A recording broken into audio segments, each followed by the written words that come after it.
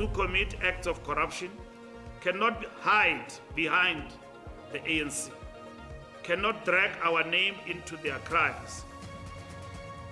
Usosiba jikelele we-ANC ufikile Mbalulu libethelele lokuba yenze kwiphulo lokuzihlaziyela umkisa amalungu abandakanyeka kurhwaphilizo ukuba aza kubhekelizwa kulo mbutho. Icandelo loshishino lweentsimbi zemoto kweli lijongene nemingeni kwihlabathi ngelixa lixikixa ikamva lalo. Umqeqeshi weqela leqakamba labasetyhini iProteas uMandla Mashimbi uthi kumalungiselelo endebe yehlabathi e-India nase-Sri Lanka umilisela ukuthembana kwiqela la.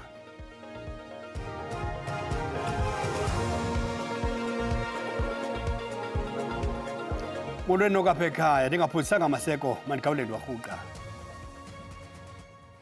Usomashishini ongqongwe ingxokolo ekwatyholwa ngokuba ngumgebengi uKatiso KT Molefe uza kuvela phambi kwenkundla ephakamileyo eRhawutini ngalemva kwemini ukubhena kwisigqibo sokwalelwa kwakhe ibheyile. Inkundla iyasichasa esi sicelo kwaye ingxoxo macala onke esiza kuviwa phambi kukaJaji Brad Wanless. Ngoku siqhagamshelana ngqo nentatheli yethu Kelvin Dludla ekwinkundla ephakamileyo eRhawutini. Cebisa siyakwamkela. Ngo-Agasti inkundla kamantyi yase-Alexander yamalela uMolefe ibheyile ngelithi akakwazanga ukubeka izizathu ezivakalayo ukuba kutheni kufuneke ngaphandle. Singalindela ntoni enkundleni ngalemva kwemini? Asibingelele kuwe sibingelele nombukeli wendaba ze-SABC esekhaya imantshi uBoshoff enkantolo yemantshi eAlexandra ngenyanga edlule wachaza ukuthi ke abameli bakhe uMlife bahluleke bancama ukuhlinzeka inkantolo ngezizathu ezinqala ezingenza ukuthi ke uMlife ke athole ke ibheyili. Kwatholakala ukuthi uMlife uke wasebenzisa ke iPassport noma amaphepha okuya ngaphandle kweNingizimu Afrika awumgunyathi futhi kwatholakala ukuthi ke ubandakanyeke emacaleni ke amaningi afaka phakathi ke ukubulawa kuka DJ Sambodi opasefoka uzokhumbula ukuthi bese kuyicala leli ke selihambe isikhathi eside kanti ke inkantolo yabe isinquma ukuthi ke angeke akwazi ke ukuthola ibheyili kanti ke kube ke sephosela leso sinqumo senkantolo inselele. Uyazi ukuthi imantshi uma ngabe ke ikhiphe isinqumo uma ngabe uphosela inselele kumele uye enkantolo ephezulu ke okuyinkantolo ke ephakeme la esikhona. Simlindile ke uMlife ukuthi ke eze la enkantolo ke inkantolo yejaji ke uWanless okuyena ozoxoxa naye ukuze agcine naye ikhiphe isinqumo sokuthi ngabe ke uyayithola ibheyili ke asazi noma mhlawumbe kuphakathi kwezathu engakhishwa ijaji leli uWanless kungafaka phakathi ke ukuthi ke omunye wofakazi eCommissioneni le ephenya ke ukuqambukela kosombusazwe kusebenzeni kwamaphoyisa eMadlanga Commission ngoba uzokhumbula ukuthi uke wabalulwa naye njengomuntu ke oyamene noma wazana ke noMatlala okuwumunye wabantu ke ababalwa kakhulu ke ezigamekweni ezokubulala. Kodwa ke sila enkantolo yemantshi njengoba ubona emva kwami ukwazi ukukhombisa isase kusase akakubifika imbantu abatheni kule nkantolo. Inkantolo ke isase empty kanti ke esikhathini esingangehora ukusuka manje sizombona ke uMlife eza. Ngiyakhumbula njengoba sasikade sise-Alexandra enkantolo wayefaswe ngisho inyawo ehambisana naso lwanabo abanye abathathu ke bona ke kodwa ke basifakanga isicelo sebheyili ke sifakwe nguye. Sizozwa ke ukuthi ijaji uWanless esiya nombukele ekhaya ukuthi ke uthatha uMlife umbekaphi njengamanje usagcinwe ke ejele eHoshimampuru ePitoli njengoba ke kulindele ukuthi ke avele namhlanje njengoba ephosela inselelo isinqumo semantshi uBoshoff njengoba sizolalelwa namhlanje ke isicelo sakhe sokuphikisa ukuthi uyafuna ukuthi athole ibheyili aphumele ngaphandle athamele icala engaphandle. Chochubeko Kelvin Mfokadludla. Usosiba jikelele we-ANC mnumzana afikile Mbalula ulumkisa amalungu eliqela enza izenzo zobugwenxa ukuba aza kuthathelwa amanyathelo. Ukuthethe oku kwinkomfa nonondaba abathandalaze iziphumo zentlanganiso yekomiti ejongene nokusebenza kwamihla le kweli qela. Ugxininise kuJury Judge kuke-ANC ekusiphuleni urhwaphilizo nengcambu. Commit acts of corruption cannot hide behind the ANC, cannot drag our name into their crimes, and cannot claim legitimacy from the movement. The ANC will not sink with those who choose the path of corruption Those who betray the people for personal gain will be isolated. If they are convicted, they will be disciplined and removed from our membership. Kubethelelwe ukubhebhethwa kwamalungu abandakanyeka kubutshijolo kwiqela le-ANC ethetha kwinkomfa nonondaba elandela intlanganiso yekomiti kazwelonke uFikile Mbalula. Unobhala jikelele walo mbutho uthe i-ANC iqinisa ulawulo lwayo kurhulumente lwasekuhlaleni mbombozone zelizwe. Woleke ngelithi ooceba jikelele bayalelwe ukuba banikeze ingxelo rhoqo ngenyanga kwintsika ezintandathu zamanyathelo wezicwangciso zenguqu. Councillors have been instructed to report monthly on the 6 pillars of the local government action plan. Baseline reports from chief whips are now under review, and by November the ANC will release a local government barometer measuring progress against manifesto commitments. Kananjalo ubalule ungenelelo ekusombululeni ingxubakaxaka zogqithiso lwamanzi eMntla Ntshona. In Myra village, northwest, where residents reported no access to water, urgent intervention was coordinated. Ukanti ke uKambalula uvume imo yezopolitiko yeli enemingeni kanye namathuba kwangaxesha linye esithi ANC ilungele ngokufanelekileyo ukuphendula ngokuthe qwa kuko konke. Ndimlo Lilitha Ntsundwani kwiindaba ze-SABC. Icandelo loshishino lweentsimbi zemoto kweli lijongene nemingeni kwihlabathi ngelixa lixikixa ikamva lalo. Umbutho wabavelisi bemoto iNAMSA ufika iminyaka engama-90 wasekwayo. Ethetha kumsitho wokuqaphela iveki yeentsimbi zemoto eGqeberha eMpuma Koloni, umongameli weNAMSA uMnumzana Billy Tom ubalule umqela walo mbutho kule minyaka. Umnumzana Tom uvakalise inkxalabo irhafu kwimveliso kunye nemfazwe yorhwebo esithi ukungabikho kozinzo kwikamva kungaqhoqa imveliso nesicwangciso sorhwebo. Our engagement over this year's 3-day event is especially important given the current global automotive industry challenges we see around us every day. Rising tariffs and trade wars have caused chronic uncertainty, unlike the last crisis we had. The long-term implications of these tariffs are very unclear, complicating production planning and investment decisions that typically span years. Kananjalo ethetha kulomsitho umphathiswa wezorhwebo imveliso nokhuphiswano uMnumzana Parks Tawu uthe abalali buhlayo bengurhulumente bezama kolulwe ukusebenza komthetho iAGOA kunye nokuzama ukuthibaza ulwamvila lwerhafu kwimveliso yeli ethunyelwa eMelika. Global markets are rapidly transitioning away from internal combustion engines. The UK and the EU, in line with their CBAM policies, carbon border adjustment mechanisms, which together account for almost half of South Africa's vehicle exports, have committed to ending the sale of new fossil fuel vehicles by 2035. If we do not adapt, we risk losing these key export markets. Usosiba jikelele wemanyano yabasebenzi besinyithi neentsimbi zemoto iNUMSA uMnumzana Ivan Jim uthi urhulumente nabaqeshi abanavelwano ngabasebenzi abaphelelwa ngumsebenzi. These workers have consistently delivered the skilled labor that underpins this sector. We must continue to salute the generation of workers who have built and sustained the auto industry. Ukanti ke uquluka ubhode kwirhafu yemveliso nemfazwe kurhwebo ehlabathini uqhambuke emva kokubuyela kukamongameli Donald Trump okwesibini eWhite House okwenzeke ukuqala ngoJanuwari kulonyaka.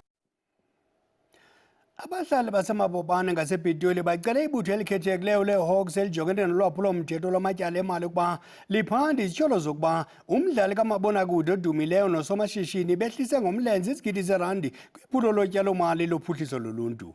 Ezi zityholo ziphathelene nokufuduswa kwelayisenisi yenkampani iSun International yango-2017 yeMorula Sun Casino isuswe emabopane isiwa eMain Lane. Abahlali bathi emva kweli tshintsho le nkampani zange izifezekise izithembiso zokuphuhlisa amashishini amancinci, uqeqesho olutsha nokwakha iziko lokuqeqesha uluntu ngokwezongcakazo. Ilokishi yasemabopane yenye yeelokishi zokuqala kweli kuba nekhasino kunye nehotele. iMorula Sun Casino nehotel yasekwa kwiminyaka yo-1980 kwaye yatsala namanye amacandelo ohlukeneyo kule ngingqi, nto leyo yadala imisebenzi. Ngo-2017 inkampani iSun International yafudusa le casino emabopane yayokuyithi ngcu eManlin, iphawula ukwehla kwengeniso kwaye isithi ifuna ukubeka le casino kwindawo ezakudala ukuba umgangatho wayo wokusebenza ube sezingeni eliphezulu.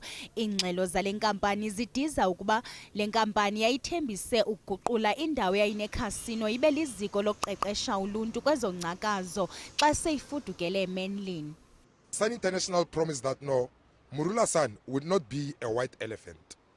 Actually, they were going to establish an internationally accredited gaming and hospitality academy. They even sent the current Minister of Electricity, Mr. Khosientso Ramokgopa. He was then the mayor of Tshwane, to come and reassure the community and lay their concerns at bay to say that no, we are going to establish an academy that's going to train your children to be some of the best skilled in the world, whereby they can get employment opportunities on the best cruise liners and the best hotels around the world. And then when 2017 came, when Sun International was supposed to honor their promises to our community, they then disappeared without even saying goodbye. Umnumzana Ntloko utyhola ngelithi iphulo lotyalo-mali lophuhliso loluntu laxuthwa ezandleni zoluntu kwaxhamla ohlohle sakhe abambalwa. Uxelele ibutho lokhetshe ukuba unoxwebhu olubonisa mhlophe ukuba ngokwenene kwasetyenziswa gwenxa imali kwakufanele ukuba iphuhlisa uluntu lwasemabopane. As we're busy investigating this matter and engaging with the Gauteng Gambling Board, because they are the authority which actually gave Sun International the permission to relocate from Mabopane to Morula. We discovered that Lebone Motswenyane, the son of the late Dr. Sam Motswenyane, and then Selomake Kangube, they went behind our backs, conjured up fraudulent company certificates in our names.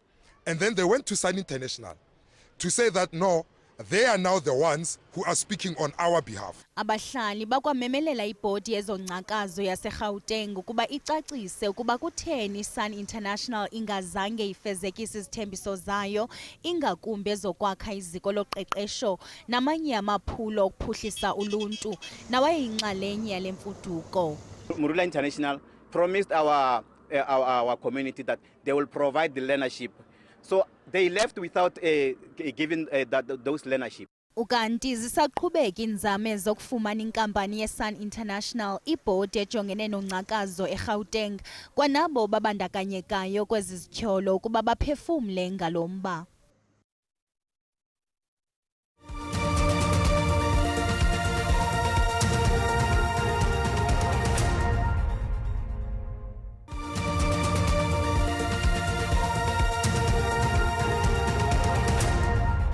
Sihlabele mgama neendaba zethu. Amazwe aseAfrika mawaqubisane ngokukuko nemeko emandundu ajongene nayo ngokwezezimali kwaye engaxhomekeki kwizibonelelo zamazwe angaphandle ngokwezempilo. Oku kuthiwa ngumphathiswa wezimali uMnumzana Enoch Godongwana ebethetha kuhlelo lwesibhozo lekomiti yembumbe yamazwe eAfrika ngemiba yezimali nezicwangciso zoqoqosho.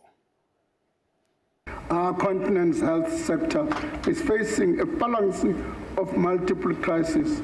It is underfunded, overstretched, and faces a distressing decline in official development agency.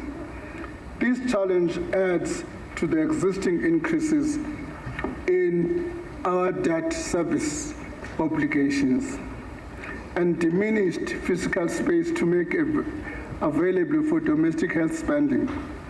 These challenges demand that we take the charge in strengthening the resilience of our health financing while strategically weaning out ourselves of external financing that is becoming less reliable. However, today we are gathered at a unique opportunity.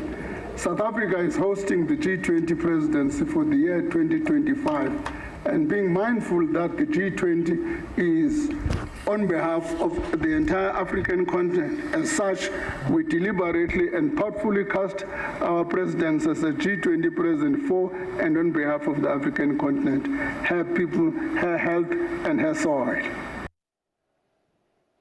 Inkampani ephehla umbane Eskom ibuyele kwenzeni ingeniso kodwa amatyala kamasipala asenga ngentaba kandodo kuba phezulu. Eskom ibhengeze ingeniso ye-16 billion rand neyokuqala susela ngo-2017.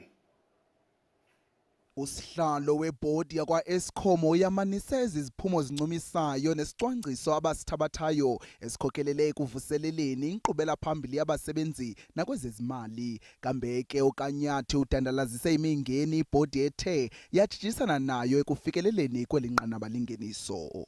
If you've got a culture that is dysfunctional, one would not be able to expect great results from that culture. In our case, there were many things, symptoms related to this situation. One of them was the misalignment between the senior leaders of the business with the rest of the company. Umphathiswa wombane nezama Iphulo lesisa iLady in Red elibonelela ngendlela ezahlukeneyo abafundi abangathathi intweni libhiyozela iminyaka elishumi lasekwayo. Ukanti ngoku siqhagamshelana ngqo nomseki weliphulo Mnumzana Vukile Sodlongwana kumngcambazisa komgamezele bewuhambile. Mnumzana Sodlongwana sikwamkele. Khawusihlalele banzi ukuba yintoni kanye iLady in Red. Ndiyabulela msasazi wami ukuba phinde sifumane lithuba lothetha ngawe nakulo nyaka. uLady in Red yi-foundation eyaqala ngo-2015 and umsebenzi wayo ke njengoba sowutshilo kokuncedisana nabantwana abaku-grade 10 to grade 12 specifically kodwa ku-grade 12 ukubancedisa into yobana bafumane iinzame zoba bafumane ibhasari ezikolweni xa besiya eyunivesithi. Khawusho kulo nyaka nibhiyozela iminyaka elishumi njengoko sesishilo. Ingabe yintoni ongayibalula njengendlela elincede ngayo abafundi kule minyaka elishumi idlulileyo? Sazami yasonwabisa kakhulu ke le yobana sibe sikweli xesha sikulo ngoku ubhiyozela iminyaka elishumi ngoba kaloku besisoloko sisebenza kanzima sinceda nabantwana. Kodwa yonto ibalulekileyo ngoku into yobana phakathi kwabo bonke abantwana esinabo sinaye omnye kunyaka opheleyo ebegraduata i-PhD uDr Kgalagala naye ke uzobe khona kulo mcimbi ezokwenza i-testimony yakhe. Sibe nabo kabantwana kabangapha ko-20 abaseyunivesithi njengoba sithetha njengoku. So zezo nto ke ezinamandla esizibhiyozelayo singu-Lady in Red uba imibono yethu ebesisinayo mhla saqala sasifuna kanye ukunceda abantwana kube khona abantwana abaseyunivesithi abanye benza imedicine abanye benza i-engineering kwiiyunivesithi zalapha eKapa. Khawutsho kwizikolo kanye abantwaneni bancedayo ingaba niyabachonga ngokwenu okanye ikhona indlela yokuba abanomdla wokuxhamla bafake izicelo zenkxaso kuni? Bakho ngokwalapha eKapa siyabachonga, ndingatsho ndithi siyabachonga ngohlobo lobana kukho izikolo ezithathu esisebenzisana nazo eKhayelitsha kodwa ke sijonge ukwanda kulo nyaka uzayo.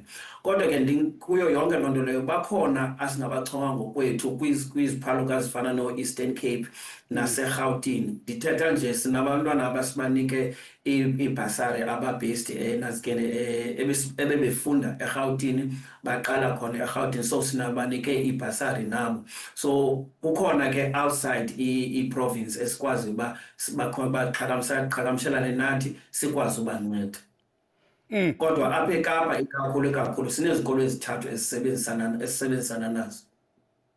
Okay, khawutsho ikhona into enza kuyenza eyahlukileyo ukuqaqambisa okanye ubhiyozela le minyaka elishumi? Ikhona ngamanye msasazi because uyawukhumbula besisoloko xa sisenza lo mnyadala sibe ngabantu abasoloko besebenzisa i-opera, which means i-opera music. Celebrate ngolo hlobo isegala dinner and opera music.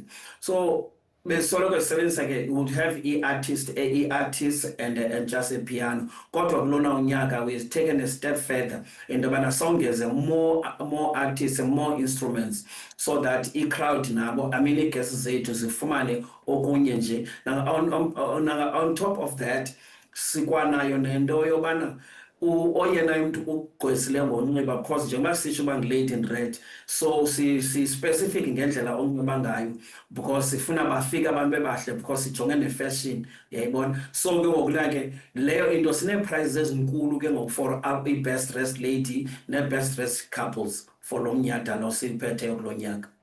And sine-bursaries ke announcer kwakhona ezintsha ezisijoyinayo kulo nyaka kuba kaloku sibenzisana neekhampani ezininzi. I think yeyona nto ibaluleke kakhulu ke leyo, the new bursaries ezisijoyinayo. Sibamba ngazibini mfoka Lady in Red. Ukadi ke ngoku masiqwalasela ukuphambili kumaqongo onxibelelwano sikwamkele Mqadi khawutsho into ehamba phambili kumaqongo oqhagamshelwano. Into ehamba phambili namhlanje kulamaqonga aphele into kaMandla Mandela othunjiweyo kwilizwe lakwaSirayeli. Ifamily ke ikhuphe istatement ngakumbi ku-social media apho bacela khona norhulumente ukuthi angenelele kule nto kuba ke beyibona into engekho mthethweni le nto yothinjwa kwakhe. Okwesibini ke Bhelo uzawuqaphela ukuthi kule commission kaMadlanga nangona isamile ukuthutyana ngenxa yokugula kukaDumisani Khumalo igxile kakhulu kwi-WhatsApp messages phakathi kukaBrown Mahoti noKate Matlala. Into ebonisa le Bhele ukuthi ke abantu funeka baqaphele izinto abazenzayo ku-social media nakwi-WhatsApp. Into ebangela uba mandigxile kuyo kakhulu Bhele uzawuqaphela ukuthi nasemsebenzini if kukhona izinto okanye ii-communications ozenzayo ngakumbi ezimayelana ne-managers yinto leyo egxothisayo emsebenzini. Le nto nditsho ke ndifuneka siyiqaphele ke kule nto yenzekayo ukuthi ikhomishini igxile kakhulu kwezi messages zikaMahoti noKate Matlala.